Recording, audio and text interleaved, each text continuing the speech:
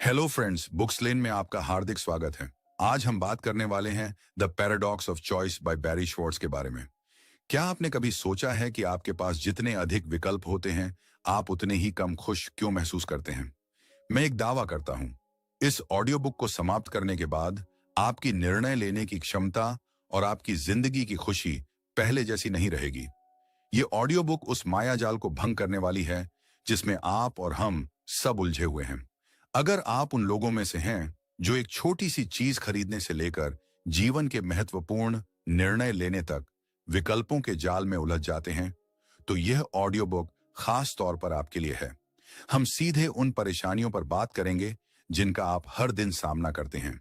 क्या पहने से लेकर कौन सा करियर चुने तक की अंतहीन दुविधा, ये भय कि कहीं आपका चुनाव गलत तो नहीं हो गया, और एक निर्णय लेने के बाद भी मन में चलने वाला क्या होता अगर वाला खेल।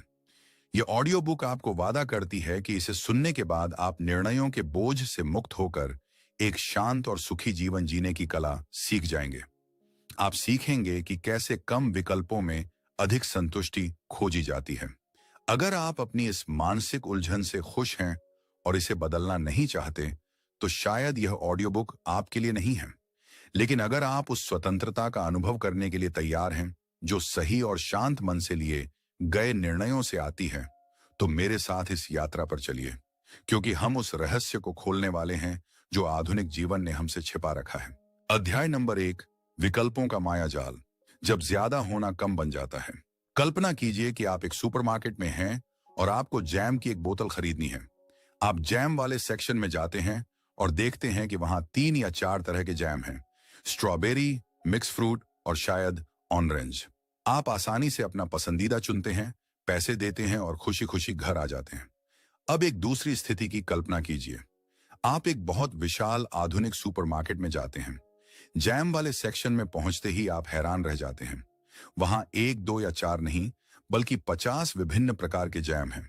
अलग अलग फलों के, शुगर फ्री, ऑर्गेनिक, विदेशी फलों के, अलग अलग ब्रांड के।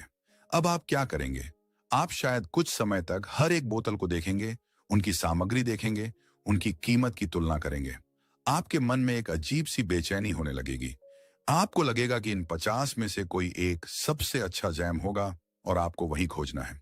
काफी देर तक उलझन में रहने के बाद आप शायद कोई एक उठा लेंगे, लेकिन आपके मन में यह सवाल हमेशा रहेगा कि कहीं दूसरा वाला इससे बेहतर तो नहीं था।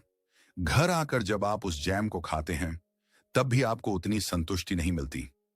यही है विकल्पों का विरोधाभास, या द पैराडॉक्स ऑफ चॉइस। हम सब एक ऐसी दुनिया में रहते हैं जो हमें लगातार यह विश्वास दिलाती है कि जितना ज्यादा उतना बेहतर। हमें लगता है कि जितने अधिक विकल्प हमारे पास होंगे, हम उतने ही स्वतंत्र और खुश होंगे। हमें लगता है कि अपनी जिंदगी के हर पहलू पर हमारा पूरा नियंत्रण होना चाहिए, और यह नियंत्रण हमें विकल्पों से मिलता है। चाहे वह वस्त्र हो, मोबाइल फोन हो, जीवन साथी चुनने के लिए डेटिंग एप्स हों, या फिर करियर के अनगिनत रास्ते हों, हर जगह हमें विकल्पों की एक विशाल दुनिया दिखाई जाती है। हमें लगता है कि यह तो बहुत अच्छी बात है, ये प्रगति की निशानी है। लेकिन लेखक बैरी श्वार्ट्ज हमें इसी सोच पर सवाल उठाने के लिए कहते हैं। वह कहते हैं कि एक सीमा तक विकल्प होना स्वतंत्रता देता है, लेकिन उस सीमा के पार वही विकल्प स्वतंत्रता देने के बजाय हमें असहाय बनाने लगते हैं, हमें चिंता और तनाव देते हैं, और अंत में हमें असंतुष्ट करते हैं। यह एक ऐसा मायाजाल है जिसमें हम सब उलझे हुए हैं, और हमें इसका आभास तक नहीं होता। हम अपनी बेचैनी और असंतुष्टि के लिए खुद को दोष देते हैं, जबकि असली अपराधी यह अत्यधिक विकल्पों की व्यवस्था है। तो यह मायाजाल काम कैसे करता है? इसका सबसे पहला और सबसे स्पष्ट प्रभाव है एनालिसिस पैरालिसिस।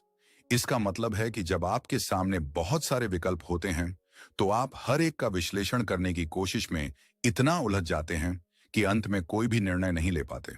आपका दिमाग जम जाता है। आपने यह जरूर अनुभव किया होगा जब आप नेटफ्लिक्स या किसी और स्ट्रीमिंग सेवा पर कुछ देखने के लिए बैठते हैं। आपके सामने हजारों फिल्में और शो होते हैं। आप आधे घंटे या उससे भी अधिक बस स्क्रॉल करते रहते हैं, ट्रेलर देखते रहते हैं, और अंत में थक कर या तो कुछ भी नहीं देखते, या फिर वही पुरानी फिल्म लगा लेते हैं जो आप पहले भी देख चुके हैं। ऐसा क्यों हुआ?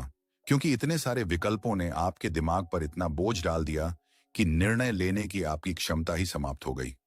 यही पक्षाघात हमें जीवन के महत्वपूर्ण निर्णयों में भी रोकता है। कौन सी नौकरी चुनें, किस शहर में बसें, किस में निवेश करें। जब रास्ते बहुत अधिक हों तो हम अक्सर कोई भी कदम उठाने से डरने लगते हैं और एक ही स्थान पर रुके रहते हैं। यह स्थिति केवल सुपरमार्केट या नेटफ्लिक्स तक ही सीमित नहीं है, यह हमारे जीवन के हर हिस्से में घुस चुकी है। आज के युवा जब अपना करियर चुनने जाते हैं तो उनके सामने पारंपरिक विकल्पों के अलावा हजारों नए विकल्प होते हैं।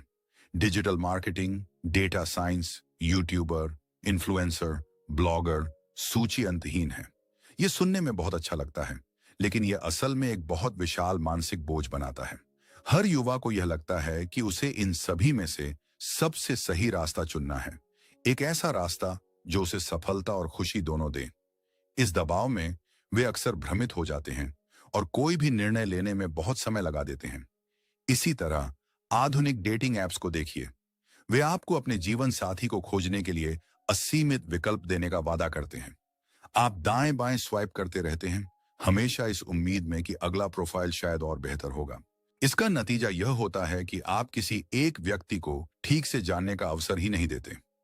आपका ध्यान हमेशा और बेहतर की तलाश में लगा रहता है, जिससे गहरे और सार्थक रिश्ते बनाना बहुत कठिन हो जाता है। इस पूरी प्रक्रिया में हम यह भूल जाते हैं कि हमारे जीवन का उद्देश्य हर चीज का सबसे उत्तम संस्करण खोजना नहीं है, बल्कि एक ऐसा जीवन जीना है जो संतोषजनक और सार्थक हो।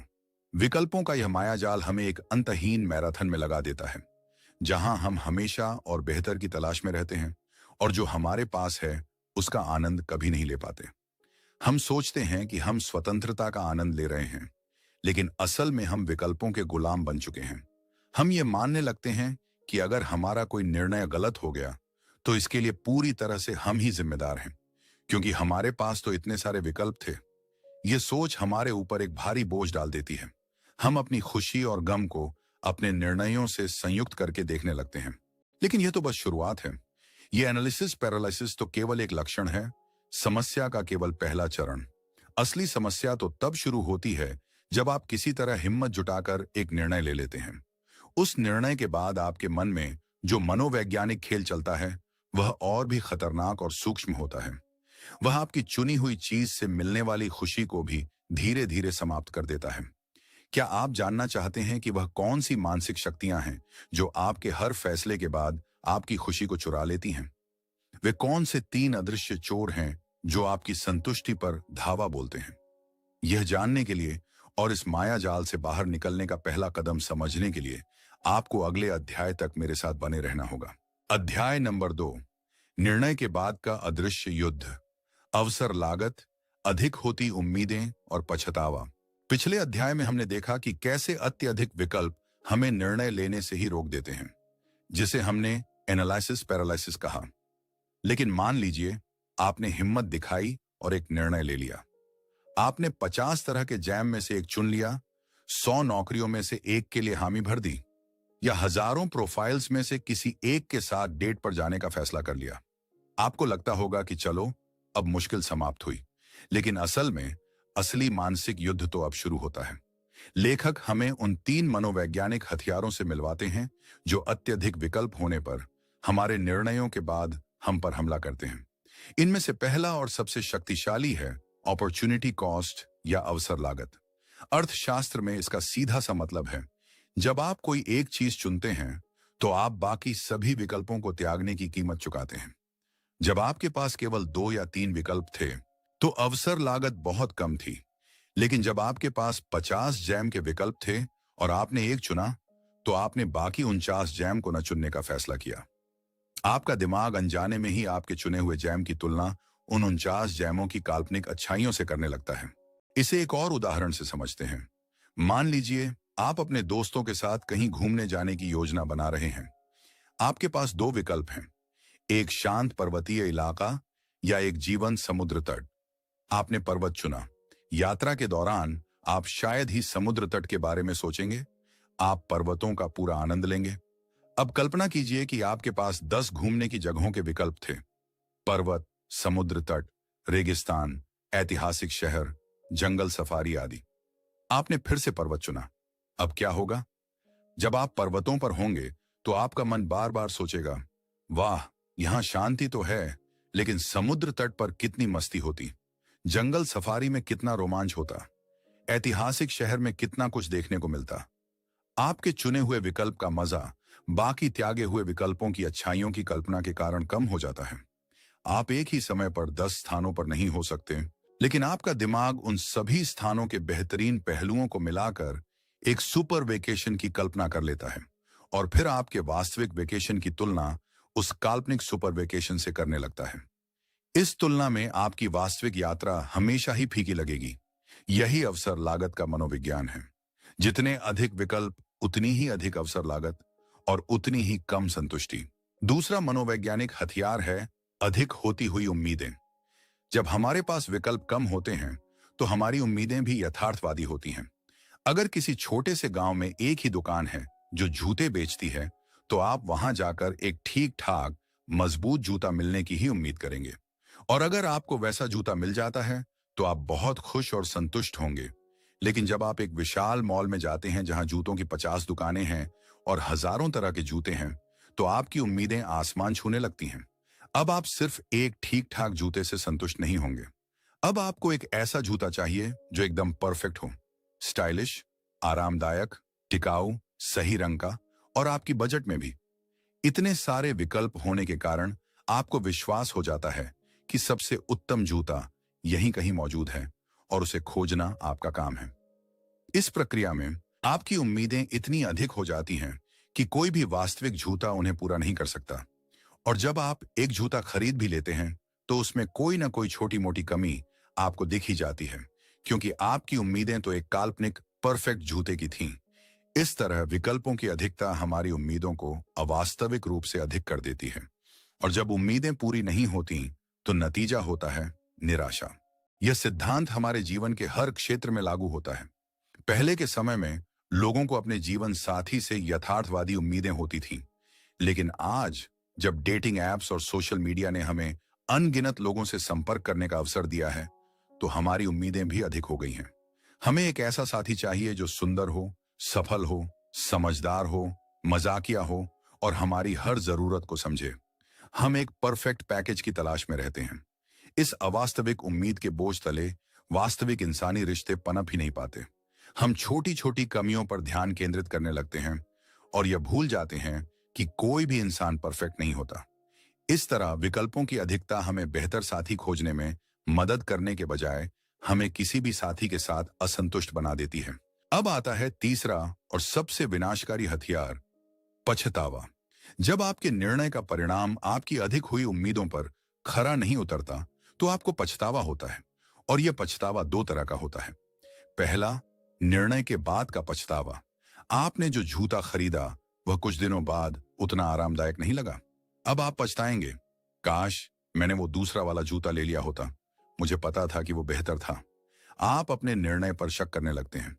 दूसरा पछतावा और भी गहरा होता है, जिसे हम संभावित पछतावे का भय कहते हैं। यह भय हमें निर्णय लेने से पहले ही सताने लगता है। हम कोई भी कदम उठाने से इसलिए डरते हैं कि कहीं बाद में हमें पछताना न हो। यह भय हमें एनालिसिस पैरालिसिस की स्थिति में धकेल देता है, जिसके बारे में हमने पहले अध्याय में बात की थी। ये तीनों हथियार, अवसर लागत, अधिक होती उम्मीदें और पछतावा, मिलकर एक ऐसा चक्रव्यूह रचते हैं जिससे निकलना बहुत कठिन हो जाता है। विकल्पों की दुनिया हमें स्वतंत्रता का भ्रम दिखाती है, लेकिन असल में वह हमें चिंता, तनाव और असंतुष्टि के जाल में फंसा देती है। हम एक ऐसे उपभोक्ता बन जाते हैं जो कभी संतुष्ट नहीं होता। एक ऐसे व्यक्ति बन जाते हैं जो अपने किसी भी निर्णय से खुश नहीं रहता। हम अपनी खुशी की चाबी बाहर की दुनिया में विकल्पों की अधिकता में खोजते रहते हैं, जबकि समाधान कहीं और ही छिपा है। लेकिन सवाल यह है कि इस चक्रव्यूह का हमारे जीवन पर, हमारे मानसिक स्वास्थ्य पर कुल मिलाकर क्या प्रभाव होता है। जब हम लगातार इस अदृश्य युद्ध को अपने मन में झेलते रहते हैं, तो इसका अंतिम परिणाम क्या होता है?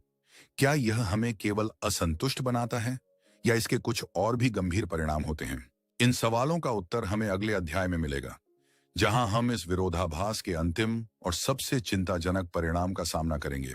अध्याय नंबर 3, असंतोष का मनोविज्ञान। जब हर चुनाव गलत लगता है और दोष आपका होता है। पिछले अध्यायों में हमने देखा कि कैसे विकल्पों की अधिकता हमें असहाय बनाती है और कैसे निर्णय लेने के बाद अवसर लागत, अधिक होती उम्मीदें और पछतावा हमारी खुशी को कम कर देते हैं। अब हम इस यात्रा के उस मुकाम पर हैं जहां हमें इन सब का अंतिम और सबसे गहरा प्रभाव समझना है। यह प्रभाव है स्थायी असंतोष और आत्मग्लानि। ये एक ऐसी मानसिक अवस्था है जहां हमें लगता है कि हमारा हर चुनाव गलत है और इसकी पूरी जिम्मेदारी हमारी अपनी है। ये वह स्थिति है जब हम अपनी खुशी के लिए बाहरी परिस्थितियों को नहीं बल्कि खुद को दोष देने लगते हैं। यह इस विरोधाभास का सबसे खतरनाक पहलू है क्योंकि यह सीधे हमारे आत्मसम्मान और मानसिक शांति पर हमला करता है। चलिए इसे समझने के लिए एक पुराना उदाहरण लेते हैं। मान लीजिए कई दशक पहले आपको एक टेलीफोन कनेक्शन लेना होता था। आपके पास कोई विकल्प नहीं था। एक ही सरकारी कंपनी थी और आपको वही लेना होता था जो वे दे रहे थे। फोन लगने में महीनों लगते थे और सेवा भी बहुत अच्छी नहीं थी। जब भी फोन में कोई समस्या आती थी तो आप किसे दोष देते थे? जाहिर है आप उस कंपनी को या सरकार को कोसते थे। आप कहते थे यह सिस्टम ही खराब है। आप खुद को दोष नहीं देते थे क्योंकि आपके पास कोई विकल्प ही नहीं था। अब आज की स्थिति देखिए। आपको एक मोबाइल फोन प्लान लेना है। आपके पास 10 कंपनियां हैं और हर कंपनी के 100 अलग अलग प्लान हैं। आप बहुत शोध करते हैं, तुलना करते हैं और अपनी समझ से सबसे अच्छा प्लान चुनते हैं। कुछ महीने बाद आपको पता चलता है कि नेटवर्क कवरेज उतना अच्छा नहीं है या किसी दूसरी कंपनी ने और भी सस्ता प्लान निकाल दिया है। अब आप किसे दोष देंगे? अब आप सिस्टम को दोष नहीं दे सकते। अब आप खुद से कहेंगे मुझे और अच्छे से शोध करना चाहिए था। यह मेरी गलती है। मैंने गलत चुनाव किया। यही है मनोविज्ञान का वह परिवर्तन जो विकल्पों की अधिकता ने हमारे अंदर पैदा किया है। जब हमारे पास विकल्प नहीं थे या बहुत कम थे तो हम खराब परिणामों के लिए दुनिया को जिम्मेदार ठहराते थे। लेकिन जब हमारे पास अनगिनत विकल्प होते हैं तो हर खराब परिणाम की जिम्मेदारी हम अपने कंधों पर ले लेते हैं। लेखक इसे आत्मग्लानि में वृद्धि कहते हैं। हमें लगता है कि इतने सारे विकल्पों के होते हुए भी अगर हम अपने लिए सही चीज नहीं चुन पाए तो इसमें कमी हमारी ही है। यह सोच धीरे धीरे हमारे आत्मविश्वास को खत्म कर देती है।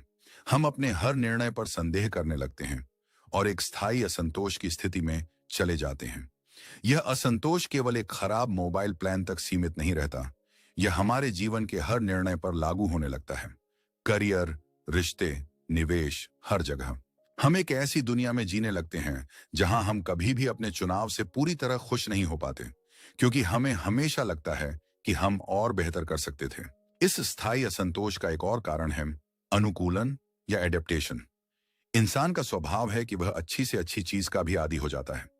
जब आप कोई नई कार खरीदते हैं तो शुरुआत में आपको बहुत खुशी होती है, लेकिन कुछ महीनों बाद वह कार आपके लिए एक सामान्य सी चीज बन जाती है। उसकी नवीनता का एहसास समाप्त हो जाता है। इसे हेडनिक ट्रेडमिल भी कहते हैं, यानी हम खुशी की तलाश में भागते रहते हैं, लेकिन जैसे ही कोई चीज मिलती है हम उसके आदी हो जाते हैं और फिर किसी नई चीज के पीछे भागने लगते हैं। अब इस अनुकूलन को विकल्पों की अधिकता के साथ मिलाकर देखिए। जब आपके पास बहुत सारे विकल्प होते हैं तो आप बहुत उम्मीदों के साथ कोई चीज चुनते हैं। शुरुआत में वह आपको खुशी देती है, लेकिन जल्द ही आप उसके आदी हो जाते हैं। अब आपका दिमाग क्या करता है? वह तुरंत बाकी त्यागे हुए विकल्पों के बारे में सोचना शुरू कर देता है।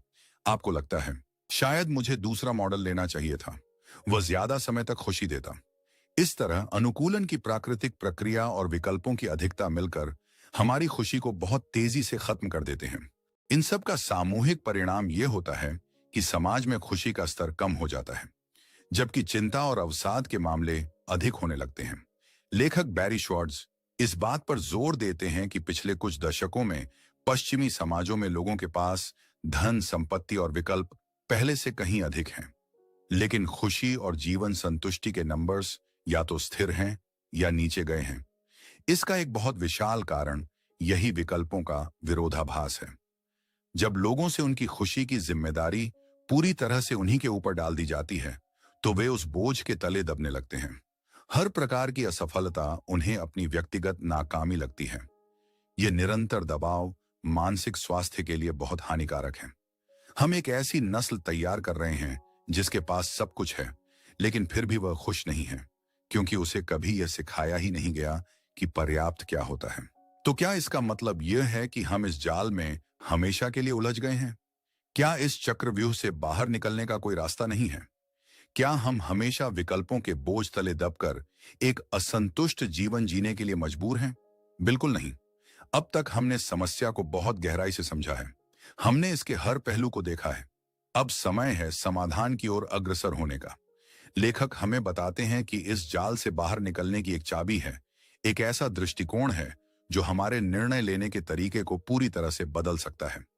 यह समाधान दो तरह के लोगों की मानसिकता में छिपा है। क्या आप जानना चाहते हैं कि वे दो तरह के लोग कौन हैं और आप उनमें से कौन हैं, और कैसे अपनी मानसिकता में एक छोटा सा बदलाव करके आप इस पूरे खेल को पलट सकते हैं? इसका रहस्य अगले अध्याय में खुलेगा, जो इस ऑडियो बुक का सबसे महत्वपूर्ण अध्याय हो सकता है। अध्याय नंबर 4, मैक्सिमाइजर बनाम सैटिस्फाइसर। आप कौन हैं और आपको कौन होना चाहिए? दोस्तों, अब तक की हमारी यात्रा में हमने समस्या के मूल को खोदा है। हमने यह समझा कि कैसे ज्यादा विकल्प हमें कम खुश करते हैं। अब हम उस बिंदु पर हैं जहां से समाधान का रास्ता शुरू होता है, और यह रास्ता एक बहुत ही सरल लेकिन शक्तिशाली विचार से होकर गुजरता है। लेखक बैरी श्वार्ट्ज हमें निर्णय लेने वाले दो प्रकार के लोगों से मिलवाते हैं, मैक्सिमाइजर और सैटिस्फाइसर। इन दो शब्दों को समझना इस पूरी किताब का सार समझने जैसा है। और सबसे महत्वपूर्ण बात यह है कि आप खुद को इन दोनों में से किसी एक श्रेणी में जरूर पाएंगे। पहले बात करते हैं मैक्सिमाइजर की।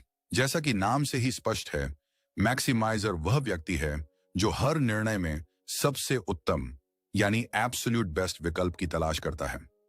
जब एक मैक्सिमाइजर कोई चीज खरीदने जाता है तो वह तब तक शोध करता है जब तक उसे यह विश्वास न हो जाए कि वह अपनी जरूरत के हिसाब से सबसे उत्तम उत्पाद खरीद रहा है। वह सभी विकल्पों को खंगालता है, हर समीक्षा का अध्ययन करता है और हर कोण से तुलना करता है। वह कोई भी कसर नहीं त्यागना चाहता। मैक्सिमाइजर को यह विश्वास होता है कि एक उत्तम निर्णय मौजूद है और उसे खोजना संभव है। वे हमेशा इस बात को लेकर चिंतित रहते हैं कि कहीं कोई बेहतर विकल्प उनसे छूट न जाए। उनका लक्ष्य होता है अपने निर्णय के परिणाम को अधिकतम करना। सुनने में यह बहुत अच्छा लगता है ना?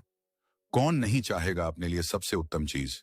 लेकिन यहीं पर विरोधाभास छिपा है। अब बात करते हैं सैटिस्फाइसर की। यह शब्द सैटिस्फाई और सफाइस से मिलकर बना है।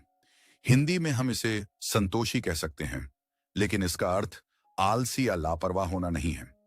एक सैटिस्फाइसर वह व्यक्ति है जिसके मन में अपनी जरूरत के लिए कुछ मानदंड होते हैं। वह विकल्पों को देखना शुरू करता है और जैसे ही उसे कोई ऐसा विकल्प मिलता है जो उसके उन मानदंडों पर खरा उतरता है, वह उसे चुन लेता है और आगे की खोज बंद कर देता है। उसका लक्ष्य सबसे उत्तम खोजना नहीं है, बल्कि पर्याप्त रूप से अच्छा, गुड इनफ खोजना है। उदाहरण के लिए, एक सैटिस्फाइसर को एक नीली कमीज खरीदनी है जो आरामदायक हो और एक निश्चित बजट के भीतर हो। वह दुकान में जाता है, उसे ऐसी 2 या 3 कमीजें दिखती हैं। वह उनमें से एक को आजमाता है, वह उसे फिट आती है, आरामदायक लगती है और बजट में भी है। वह उसे खरीद लेता है। वह यह सोचने में समय बर्बाद नहीं करता कि शायद दूसरी दुकान में इससे भी बेहतर नीली कमीज मिल सकती थी। उसके लिए उसका काम हो गया। अब आप सोच रहे होंगे कि इन दोनों में से बेहतर कौन है? वस्तुनिष्ठ रूप से देखें तो मैक्सिमाइजर अक्सर बेहतर निर्णय लेते हैं। उनके शोध के कारण वे शायद ऐसा उत्पाद खरीदते हैं जो गुणवत्ता में कुछ बेहतर होता है, या उन्हें ऐसी नौकरी मिलती है जिसमें वेतन कुछ अधिक होता है। लेकिन, और यह सबसे महत्वपूर्ण लेकिन है, मनोवैज्ञानिक शोध यह दिखाता है कि बेहतर निर्णय लेने के बावजूद मैक्सिमाइजर अपने निर्णयों से कम खुश और कम संतुष्ट होते हैं। वे हमेशा पछतावे, चिंता और अपने निर्णय पर संदेह से घिरे रहते हैं। वे हमेशा सोचते रहते हैं कि क्या होता अगर मैंने दूसरा विकल्प चुना होता। इसके विपरीत सैटिस्फाइसर अपने पर्याप्त रूप से अच्छे निर्णयों से बहुत अधिक खुश और संतुष्ट रहते हैं। एक बार निर्णय लेने के बाद वे उसके बारे में ज्यादा नहीं सोचते और जीवन में आगे बढ़ जाते हैं। उन्हें इस बात की चिंता नहीं होती कि कहीं कोई बेहतर विकल्प मौजूद था या नहीं। इस अंतर का कारण वही मनोविज्ञान है जिसकी चर्चा हम पिछले अध्यायों में कर चुके हैं। मैक्सिमाइजर बनना असल में खुद को अवसर लागत, अधिक होती उम्मीदों और पछतावे के चक्र में उलझाने जैसा है। क्योंकि उनका लक्ष्य सबसे उत्तम खोजना है, वे सभी विकल्पों पर विचार करने के लिए मजबूर होते हैं। इससे अवसर लागत बहुत अधिक हो जाती है। उनकी उम्मीदें आसमान पर होती हैं, जो कभी पूरी नहीं हो पाती। और जब उनका चुना हुआ विकल्प काल्पनिक रूप से उत्तम नहीं निकलता, तो उन्हें गहरा पछतावा होता है। वे अपने निर्णयों के परिणाम का आनंद नहीं ले पाते, क्योंकि वे हमेशा उसकी तुलना अन्य संभावित परिणामों से करते रहते हैं। दूसरी ओर सैटिस्फाइसर इस पूरे जाल से बच निकलते हैं, क्योंकि वे सबसे उत्तम की तलाश में नहीं हैं। वे सीमित विकल्पों पर विचार करते हैं, जिससे अवसर लागत कम हो जाती है। उनकी उम्मीदें यथार्थवादी होती हैं, इसीलिए वे आसानी से पूरी हो जाती हैं। और चूंकि वे पर्याप्त रूप से अच्छे से संतुष्ट हो जाते हैं, उन्हें पछतावा होने की संभावना भी बहुत कम होती है। अब ईमानदारी से खुद से पूछिए, आप कौन हैं? क्या आप हर छोटी और महत्वपूर्ण चीज के लिए घंटों ऑनलाइन शोध करते हैं? क्या आप एक निर्णय लेने के बाद भी दूसरे विकल्पों के बारे में सोचते रहते हैं? क्या आपको हमेशा यह भय सताता है कि कहीं आपसे बेहतर चुनाव करने में कोई चूक तो नहीं हो गई? अगर हाँ, तो आप में मैक्सिमाइजर की प्रवृत्ति है।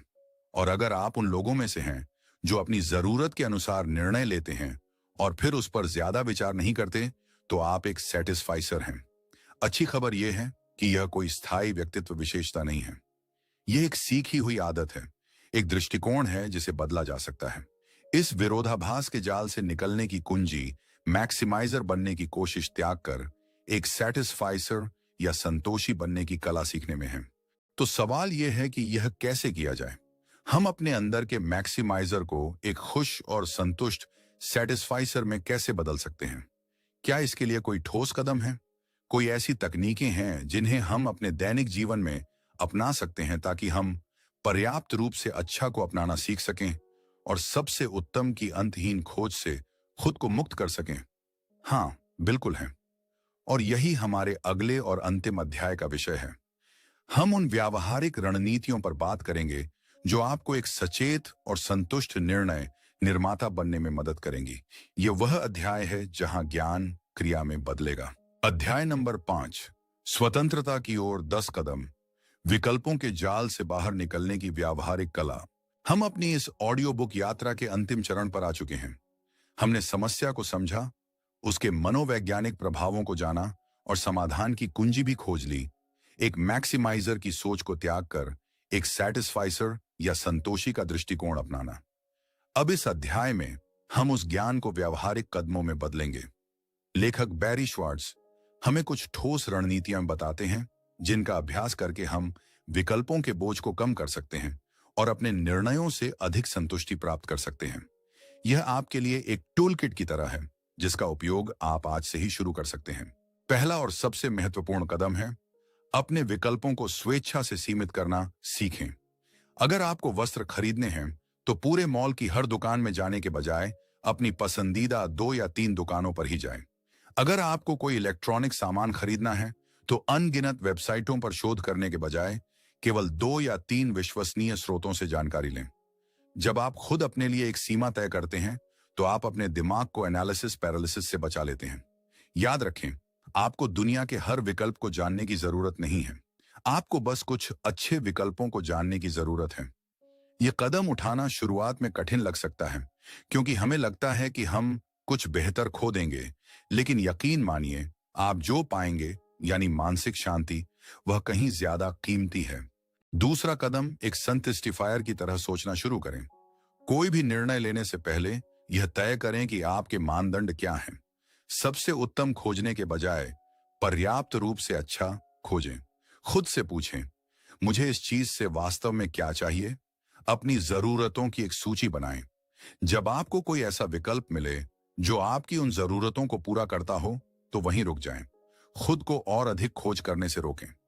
यह अभ्यास आपको सिखाएगा कि पूर्णता के पीछे भागने के बजाय संतुष्टि को कैसे गले लगाया जाए। यह एक मांसपेशी की तरह है। जितना अधिक आप इसका अभ्यास करेंगे, यह उतना ही मजबूत होता जाएगा। तीसरा कदम, अपने निर्णयों को अधिक स्थायी बनाएं। आज की दुनिया हमें हर निर्णय को पलटने की सुविधा देती है। आप कोई चीज खरीद सकते हैं और उसे 30 दिनों में वापस कर सकते हैं। यह सुविधा हमें एक झूठी सुरक्षा का एहसास देती है, लेकिन यह असल में हमें अपने निर्णय के साथ कभी भी पूरी तरह से सहज नहीं होने देती। हम हमेशा सोचते रहते हैं, अगर पसंद नहीं आया तो वापस कर दूंगा। इसके बजाय ऐसी मानसिकता अपनाएं जहां आप अपने निर्णयों को अंतिम मानें। जब आप जानते हैं कि वापसी का कोई रास्ता नहीं है, तो आपका दिमाग उस निर्णय को सही ठहराने और उसमें अच्छाइयां खोजने के तरीके ढूंढने लगता है। मनोवैज्ञानिक इस प्रक्रिया को कॉग्निटिव डिसोनेंस को कम करना कहते हैं। जब आप अपने निर्णय के साथ रहते हैं, तो आप उससे अधिक प्रेम करने लगते हैं। चौथा कदम है अपॉर्चुनिटी कॉस्ट के बारे में सोचना कम करें। जब आप एक विकल्प चुन लें, तो जानबूझकर दूसरे त्यागे हुए विकल्पों के बारे में सोचने से खुद को रोकें। अपनी ऊर्जा और ध्यान को अपने चुने हुए विकल्प के सकारात्मक पहलुओं पर केंद्रित करें। अपने आप को याद दिलाएं कि आपने यह निर्णय क्यों लिया था। यदि आपने एक छुट्टी के लिए पर्वतों को चुना है, तो समुद्र तट की कल्पना करना बंद करें और अपने आसपास के पर्वतों की सुंदरता का आनंद लें। यह सचेत अभ्यास आपके मन को वर्तमान क्षण में संतुष्ट रहना सिखाएगा। पांचवां कदम है आभार का अभ्यास करें। यह शायद सबसे शक्तिशाली तकनीकों में से एक है। हर दिन उन चीजों के लिए आभार व्यक्त करें जो आपके पास हैं, बजाय उनके बारे में चिंता करने के जो आपके पास नहीं हैं। जब आप अपने चुने हुए निर्णय के लिए आभारी होते हैं, चाहे वह कितना भी छोटा क्यों ना हो, तो आप अपने दिमाग को संतुष्टि के लिए प्रशिक्षित कर रहे होते हैं। एक डायरी रखें और हर रात सोने से पहले 3 ऐसी बातें लिखें जिनके लिए आप आभारी हैं। यह सरल आदत आपके दृष्टिकोण में एक विशाल परिवर्तन ला सकती है। यह आपको प्रचुरता की मानसिकता में ले जाती है, बजाय कमी की मानसिकता के। छठा कदम है अपनी उम्मीदों को नियंत्रित करें। याद रखें, विकल्पों की अधिकता हमारी उम्मीदों को अवास्तविक रूप से अधिक कर देती है। सचेत रूप से अपनी उम्मीदों को कम करें। सुखद आश्चर्य के लिए जगह रखें। जब आप कम उम्मीद करते हैं, तो आपको मिलने वाला परिणाम अक्सर आपकी उम्मीदों से बेहतर होता है, जिससे खुशी और संतुष्टि मिलती है। इसके विपरीत, जब आप बहुत अधिक उम्मीद करते हैं, तो निराशा की संभावना बहुत अधिक हो जाती है। सातवां कदम है सामाजिक तुलना से बचें। दूसरों के पास क्या है या वे क्या कर रहे हैं, इस पर ध्यान केंद्रित करना बंद करें। सोशल मीडिया इस मामले में बहुत खतरनाक हो सकता है, क्योंकि वहां हर कोई अपने जीवन का केवल सबसे अच्छा संस्करण दिखाता है। अपनी यात्रा की तुलना किसी और की यात्रा से न करें। आपका पर्याप्त रूप से अच्छा किसी और के सबसे उत्तम से अलग हो सकता है, और यह बिल्कुल ठीक है।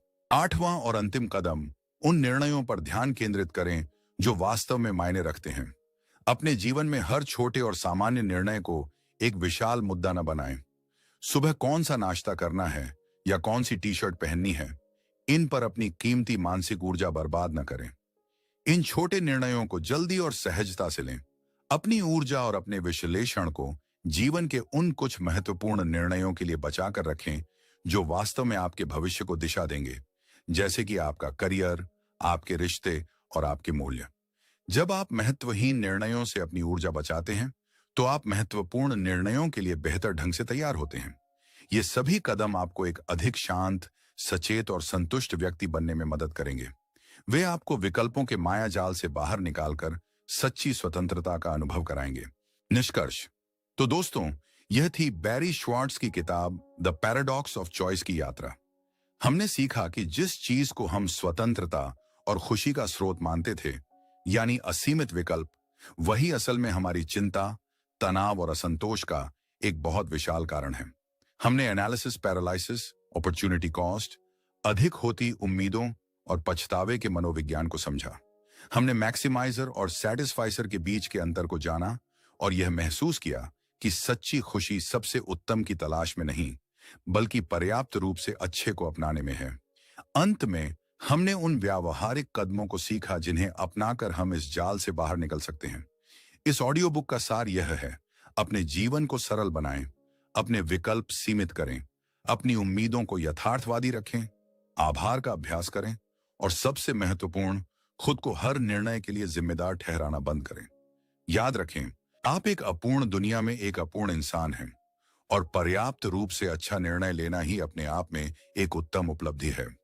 इस ऑडियो बुक को पूरा सुनने के लिए आपका बहुत बहुत आभार। मुझे उम्मीद है कि इसमें साझा किए गए विचारों ने आपको सोचने पर विवश किया होगा और आपको अपने जीवन में कुछ सकारात्मक बदलाव लाने के लिए प्रेरित किया होगा।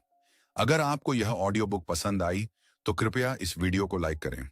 अपने विचार नीचे कमेंट्स में साझा करें कि आप एक मैक्सिमाइजर हैं या सैटिस्फाइसर, और आप कौन सा कदम सबसे पहले उठाने वाले हैं।